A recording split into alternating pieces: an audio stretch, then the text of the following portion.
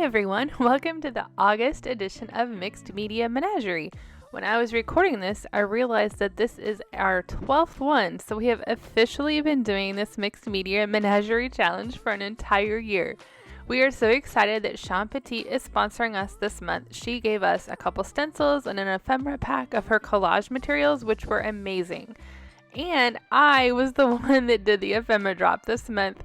I actually did this pretty early in the month and I had completely forgotten what I included in the envelope, so opening this envelope right before I created was a surprise for me as well. I hadn't remembered all of the little fun things that I included for Laura, Erin, and myself to play with. And this is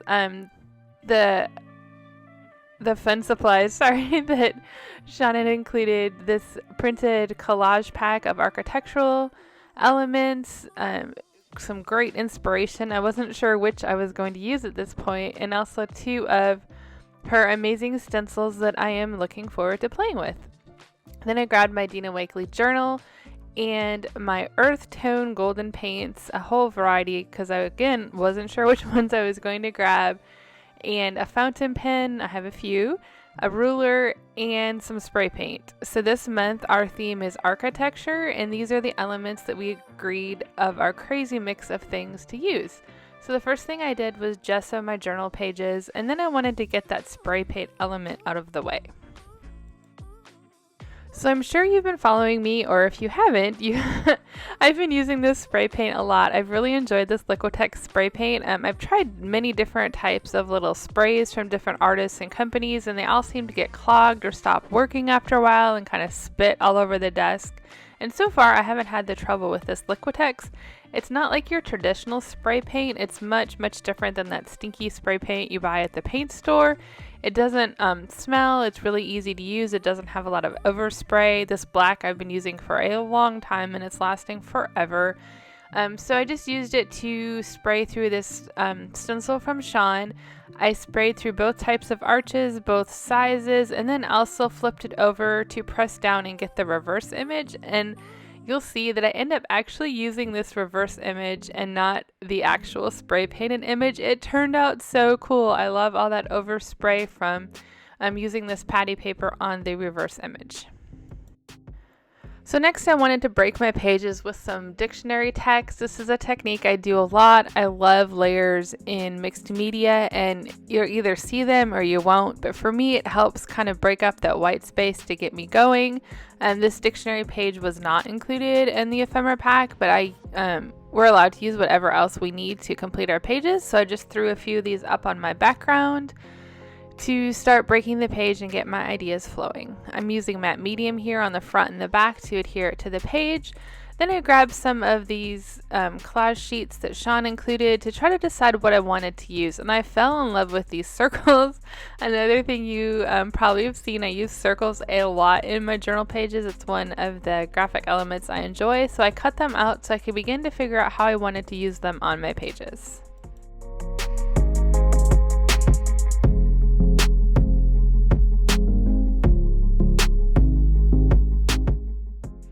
Now I'm adding some of this handwritten ledger page paper that I included in the ephemera drop for Laura, Erin, and myself with mixed media front and back to add another layer of interest to my background.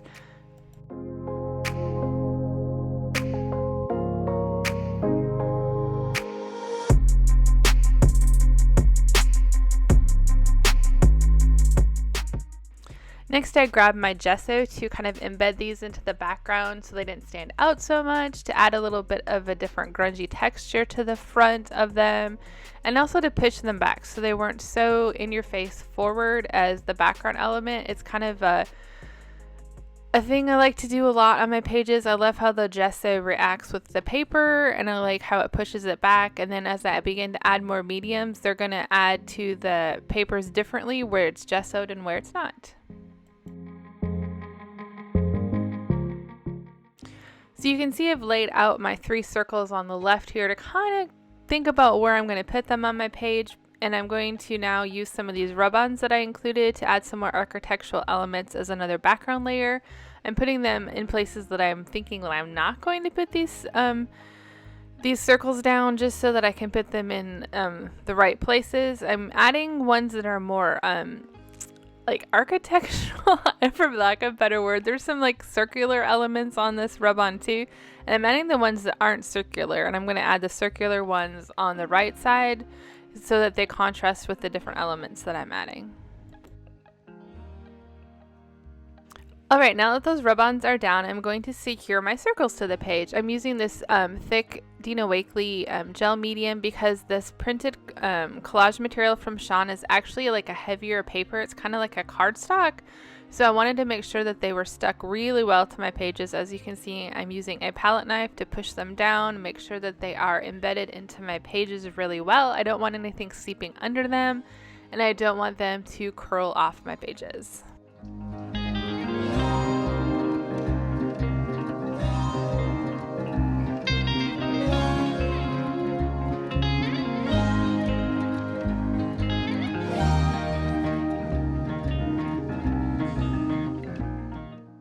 Now I'm just going to add a little layer of regular matte medium to those rub-ons to make sure that they stick to the page and to the top of those circles again, just so that they're secure to the pages.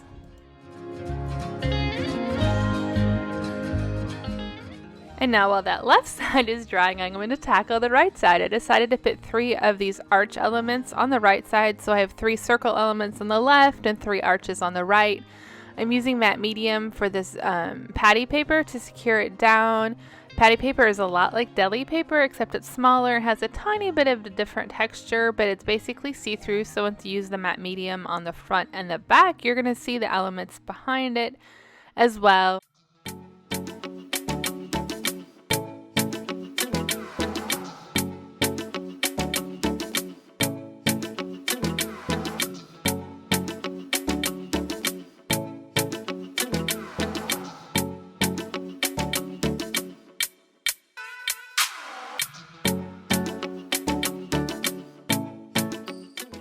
And once I have those securely to the page and adjusted, one was a little crooked, I'm going to allow it to dry, flip over to the left now that it's dry, and trim those circles that are hanging off the page.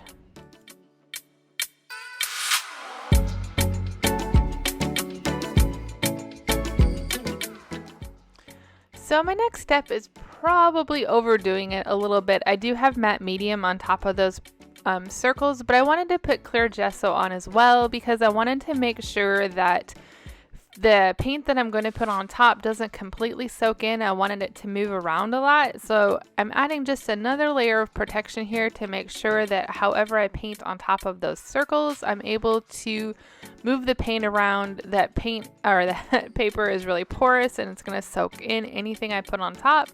The matte medium should have acted like a barrier, but I'm playing it safe and adding a layer of clear gesso as well.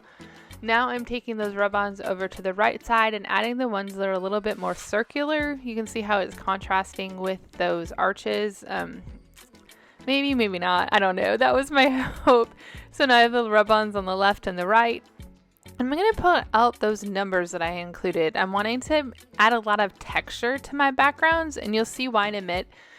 These numbers stick up from the page, unlike the rub-ons, which don't have a weight to them. These are thicker numbers, so they're going to add some texture to my pages. I'm just putting some of these numbers randomly where I think that they look okay. I'm also adding the what do you call it? The sticker surround of the numbers is another fun element to add texture to my page. I'm going to add some of those numbers to the right as well.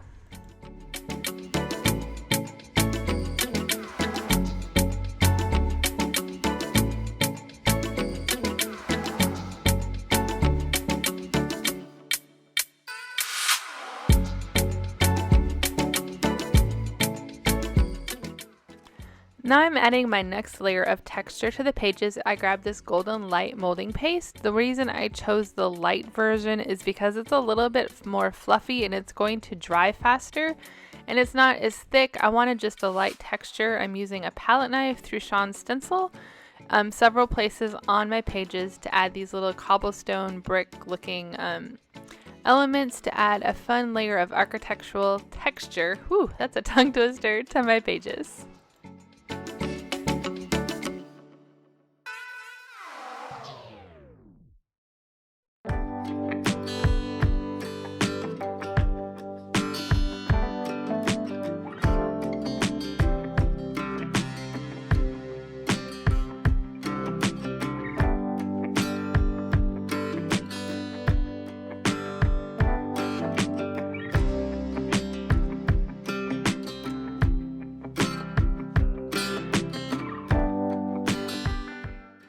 So that molding paste, excuse me, does take a little bit to dry. I stepped away, I think, and maybe had lunch here, came back when it was dry, and now I'm going to add gesso to my pages. Just like I pushed that text back with gesso, I'm wanting to push back these textural elements that I added as well. Those numbers are so bold and black, I wanted them to look a little grungier. I wanted to push back my circles just a tiny bit, so I'm adding gesso places on my page. I'm going to add it over the molding paste texture as well on both the left and the right. So this gesso is going to help allow my layers of paint and glazing coming up that you'll see stick to these numbers. The texture of the numbers is a little smooth and plasticky, and paint doesn't always stick to it as well, so the gesso is going to aid in helping the paint cling to those numbers.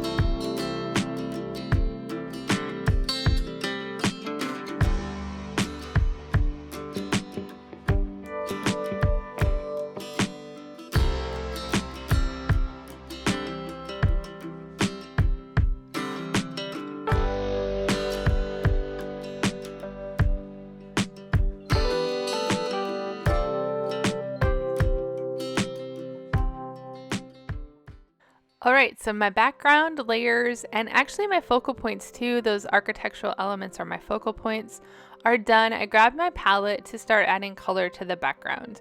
I use these golden paints to start my first layer of color. I'm trying to figure out how to explain it here.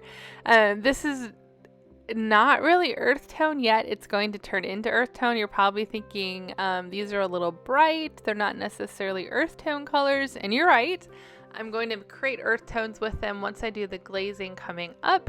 So I'm just adding these colors to add interest to my background. I'm going to skip my focal points, which are the 3 circles on this side and the 3 arches on the other side, and just add the color around. There's not much to say. I'm just going to let you enjoy this, watching this process as I blend colors. I'm going to also add it to the burlap. You'll see that I wipe it away when it gets too dark with a baby wipe.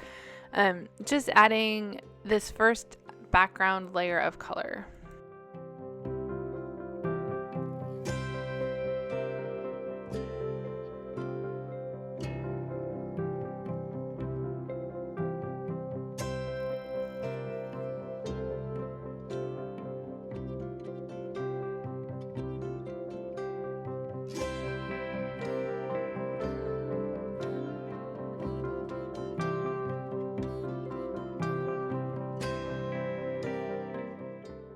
So next I want to add this little layer of, I think it's drywall tape that I included. I thought it would make a fun architectural element, and I also thought that it would bridge that burlap texture to the left and the right pages.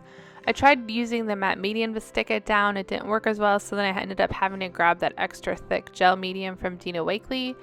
As I was doing this, some of my paint was wet, and I noticed that it pulled the paint up and created some really cool texture. So I think I'm going to experiment with that coming up in a page. I loved what it did, but knew that that textural element of removing that paint with it wouldn't last as I continued to do my layers.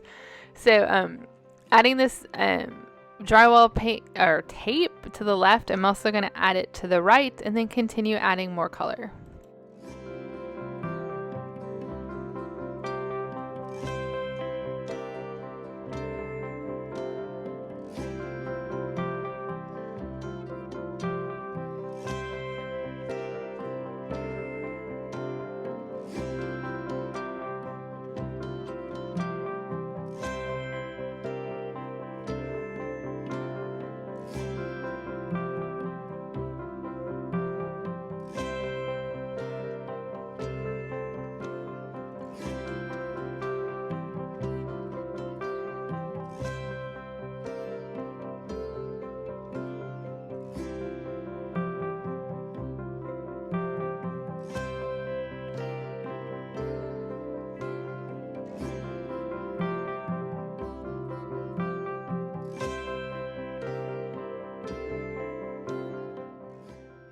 Now I'm adding the same paint colors to the right, changing it up a tiny bit because I want both pages to look the same yet different, also avoiding those arches, and just blending the color in from my first background layer of color.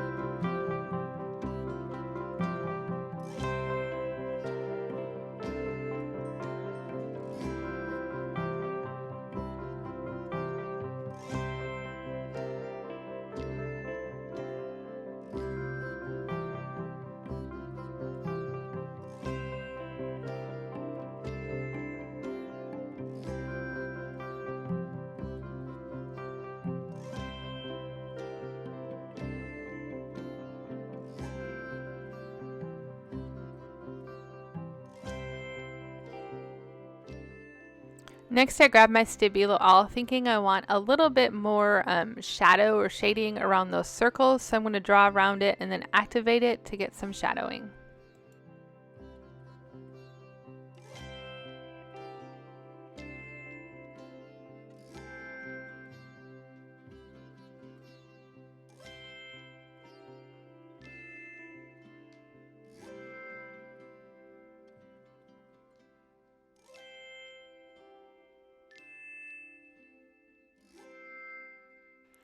So my plan was to cut my burlap page here in half, which is why I only colored half of it, and create a little window in it so that when you flip it to the left and the right, the arch would show and the circle would show.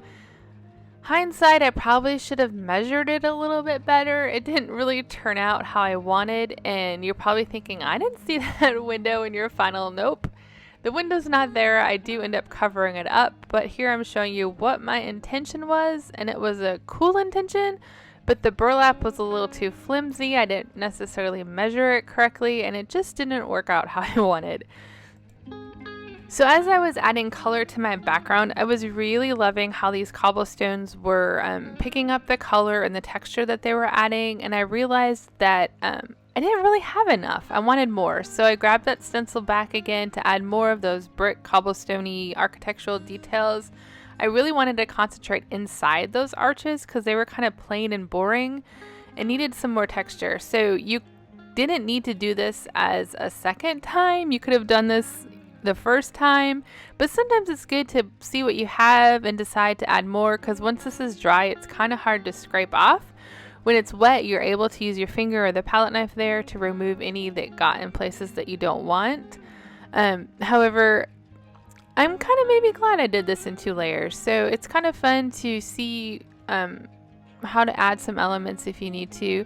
The second layer of cobblestones, I was able to be a little bit more intentional with and see where they really needed them. So yeah, I'm just adding more texture here. Next, it's time to add some color to those circles. I'm wanting these circles to look like stained glass, kind of watercolory, so that's my intention. Unlike watercolor, this acrylic is going to dry permanent, so I'm starting off really light, and I'm going to add more layers as I go, again to achieve that watercolor effect, and to hopefully make them look like stained glass.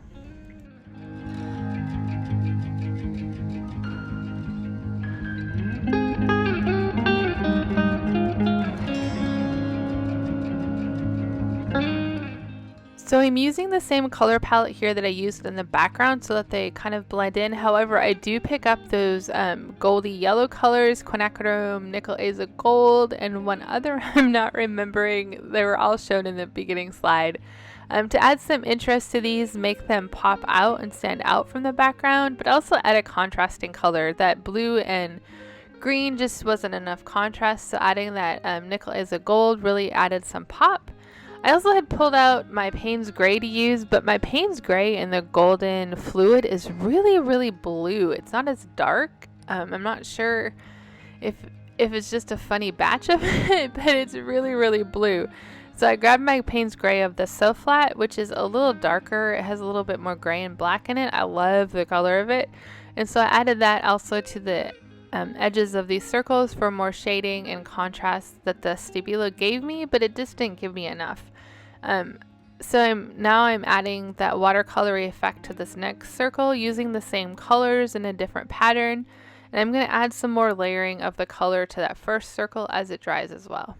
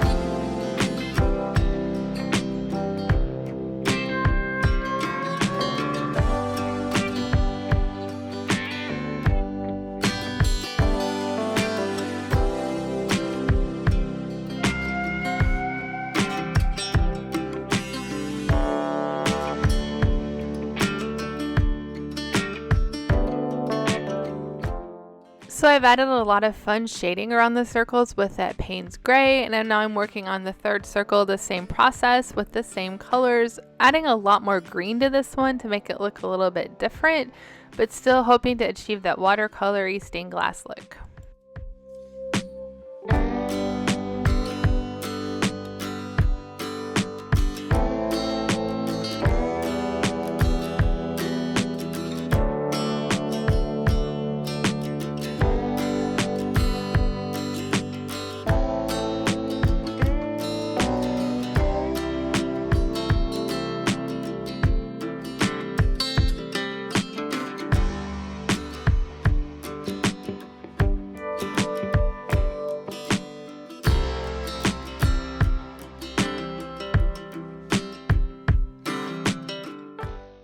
So I have to cover up that funny window I cut out of the burlap, and I decided to use one of these neat collage papers from Sean again to cover it up, and also the ruler. This is where I'm using the ruler. So if you want fun deckled edges to your anything, instead of ripping it, if you want them to be straight, you can use a ruler and pull it just like I did, and it's adding fun.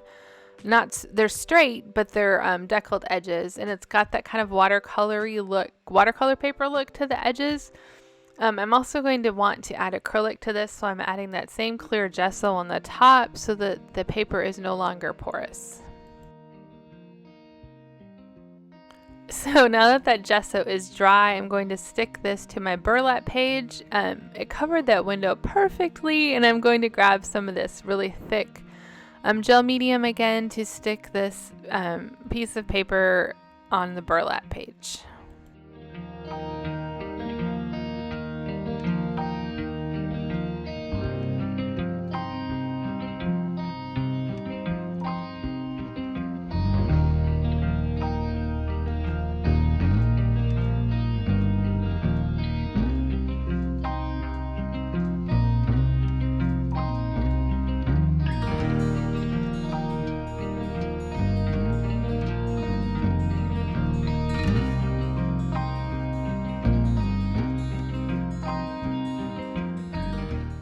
So I really like my backgrounds, and had we not needed to use earth tones, I might have kept them as they are, but my intention with all of that texture that I created in the background was to add a glazing layer. So if you've never done glazing before, you use part glazing medium and part paint, mix it up, and it looks really scary here.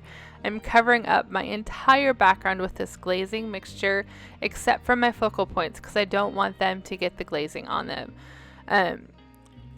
Make sure you get in between all of that yummy texture, because when you wipe this glazing away, it's going to be in the cracks and crevices, add a really grungy effect. And for me, it's adding that earth color element to my pages.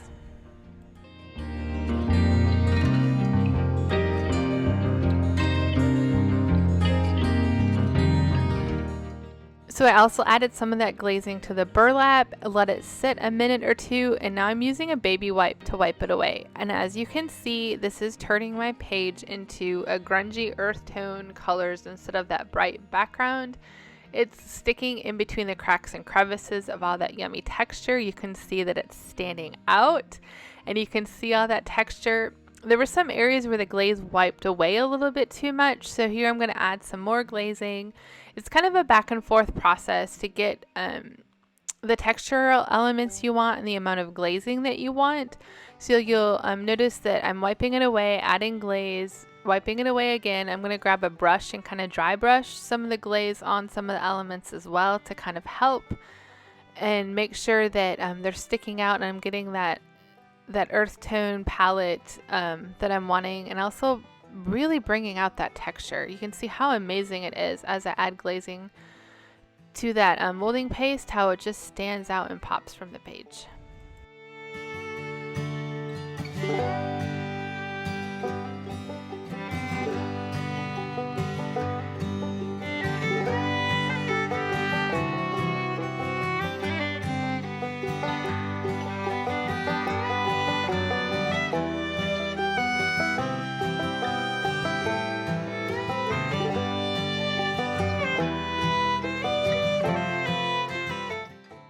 So when I flipped over to add the glazing to the right, I realized that I hadn't added any of that Payne's gray that really turned out kind of cool on the left. So first, before I add my layer of glazing, I'm going to add a little bit of Payne's gray to this background to pull it from the left to the right as well.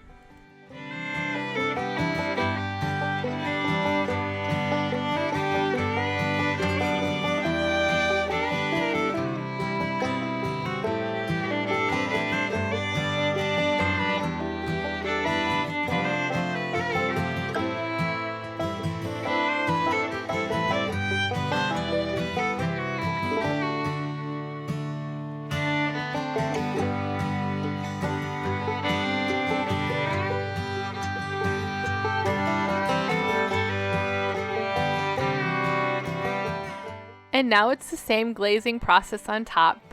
A little scary, cover it all up, and then wait a couple of minutes and wipe it away for that really cool effect to the texture.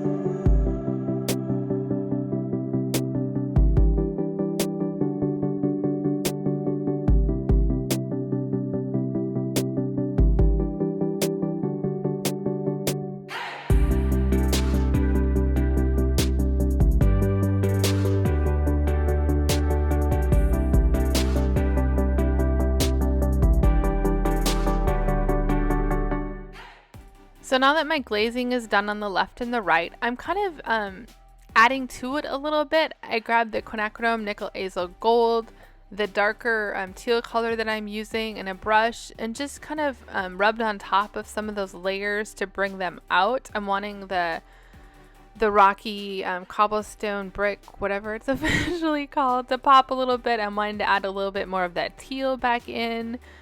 And I'm going back and forth. There they are. The phthalo turquoise and then nickel azo gold is what I've been adding. And I'm wanting to bring out some elements. I'm also adding the Payne's gray to add a little bit of dark and just kind of add some interest to these pages so they don't look as one note. I'm wanting to I'm trying to think of the right words. Just add some color and texture, and I'm just going with my instinct here to add color to the pages.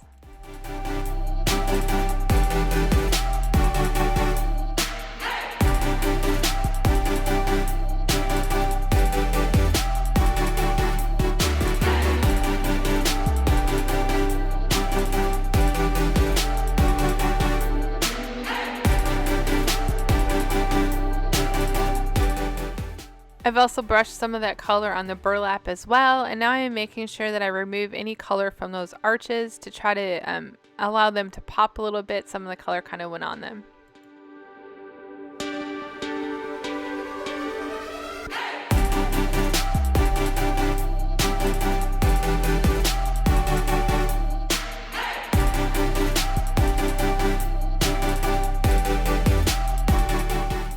So at this point, my pages have gotten a little dark. There's some areas that the black spray paint is just a little too pronounced. I don't have a lot of white space, so I'm creating a little white space on my pages by ripping off some of this ledger number paper that actually has W and L's, I think. It looks like it's like length and width, which kind of, I don't know if that's what it's for or not, but I thought the L and the W kind of looked like length and width and was going with my little architectural measurement details.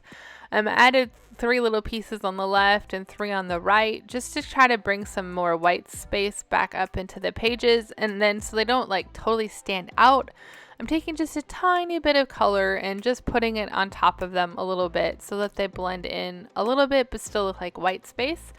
Next, I'm going to add some color to that paper window that I put on the burlap page. I'm also wanting this to be some white space as well, so I'm not going to flood it with color, just kind of keep it on the edges. Remember, those edges were deckled, and I didn't gesso the edges, so the edges are going to absorb that paint and create a really cool effect as well, kind of like a framing around it. And so the edges are going to get really dark, and the inside it's going to look watercolory, and I really love how this window turned out. It's beautiful, and I think I'm going to try this again on some more of the printed collage sheets that Sean gave us.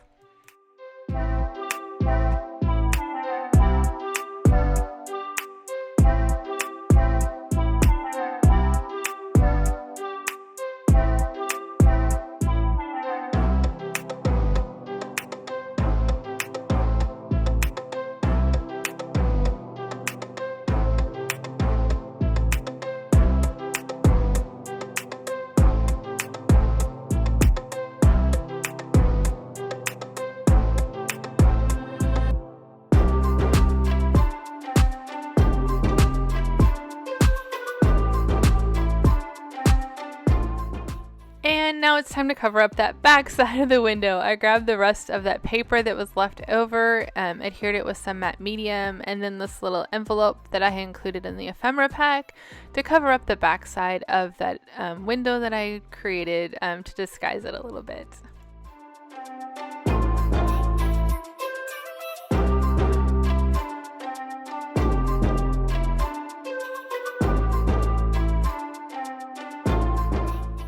And to decorate that little envelope pocket, I'm adding some rub-ons, and then I'm also going to add some fountain pen writing squiggles to it as well to bring in that fountain pen element that we needed to use.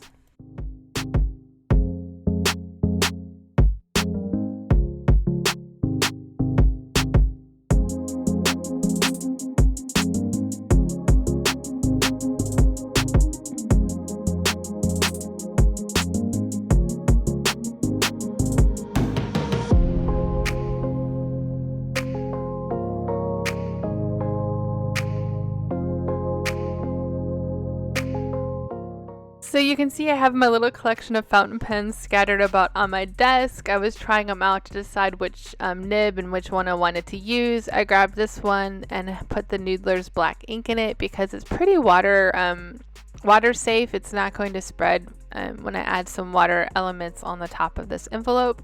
I'm just scribbling some writing here and then going over it and adding some of the elements to be darker to make them pop. And to enhance them a little bit so that the writing doesn't look as one note.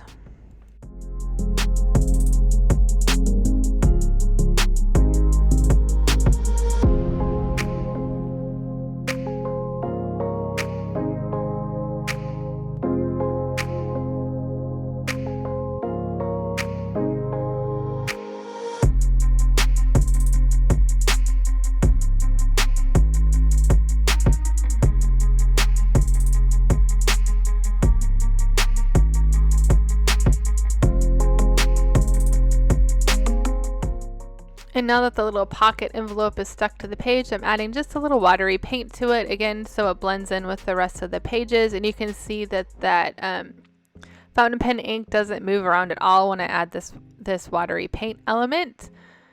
And I'm also going to grab a number sticker in a minute and stick to it, which when I was photographing this, I wish I would have added some grungy element to this sticker. It looks kind of funny.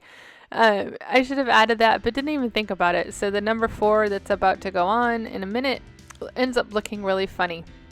But then I also decided I wanted to add some of that fun scribbly writing with the fountain pen to the background to add another element to tie that pocket into the background and just add another layer of interest to the background pages. Then I also grabbed some of that ledger paper to add to the front of the window. There's the number 4. I stick it down and totally don't even think about adding something to the top of it. So it ends up kind of, I like the bold element maybe, but I wish I would have put a little bit of gesso or paint on top of it. Adding some more scribbles to the background because I was really liking how they looked, and found a couple other places without texture that I could add them. So at this point, I'm thinking I'm done. I'm ready to open it and show you the final product. And as I'm doing this, I realized that those arches just don't stand out enough. They had lost some of their white. So I'm grabbing a little bit of gesso and hand painting some in the background there just to make those arches pop a little bit. And that's the last thing I do to these pages. So while you're watching me add the gesso to the background, I just want to thank you so much for this last year of following along with our mixed media menagerie journey. We have a couple spreads left in this Dina Wakley Journal that we're hoping to fill this year, and then we're going to figure out what to do next for 2022? Is that what it is next year? We hope to bring you some more fun with the menagerie. We would love for you to play along. We want to thank Sean Petit for sponsoring us this month. She generously gave us each a couple stencils and the collage pack, but even better, she has given you a coupon code. At the end of this video, you'll see the screen with the code to use on her website for 20% off. It's good on almost everything on her website. Collage packs, stencils. There were a few exceptions. I don't remember what they were. I'm sure it won't work on what you're not allowed to. But man, thank you, Sean, so much for the 20% discount code. I think I'm actually going to hop over and buy a couple of her new stencils that I'm eyeing to create some more fun pages with. Her stencils are really fun and they're unique, and Shauna is so creative, so check out her videos as well on her page. She's got a new member section that you can join as well. I think is open not much longer and then opens again in October. It's all on her website. It's amazing. Check out everything that she's done. Thank you again, Sean, so much for sponsoring us. Thank you guys so much for following along on this journey of mixed media menagerie. We also want to challenge you to create this month. So look back at our prompt, include architectural elements, fountain pen, earth tones, a ruler, and spray paint. If you don't have spray paint, figure out something else. Spray some ink through a stencil or spray something else. We want you to play and not be inhibited by the supplies.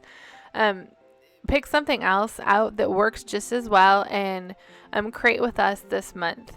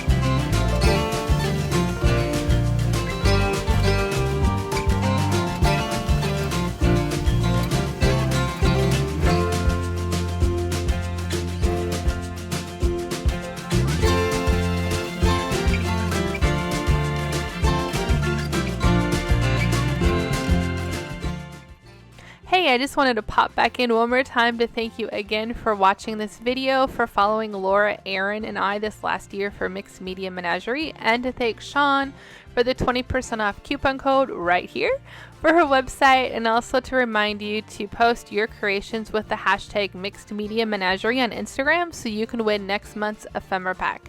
Thank you again so much for watching. We so appreciate your support. Make sure you check out Laura and Aaron's creations next to see how they created with this month's prompts.